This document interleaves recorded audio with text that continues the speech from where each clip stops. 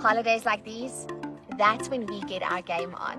It's holidays like these that we use to create new family traditions.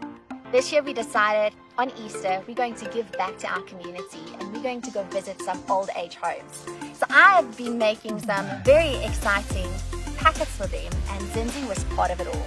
She made the bunny ears and she went shopping with me. And thanks to Game, well, we got all of these at a very, very good price. I think we forget how important these memories are to our children. These are the moments that they will remember forever. I think it's so important for me to teach Zinzi that we have to give back, that we want to start with our community, to make a difference there where you are. Game, thank you so much for making Easter special for us. It's about giving back. It's about loving the people closest to you. But most importantly, it's about family. Hi! Hi, julle. Spend your Easter with Gabe. En kyk, dis ore op. En ons kan lekker eiers eet as jy wil. Sit maar, Bob.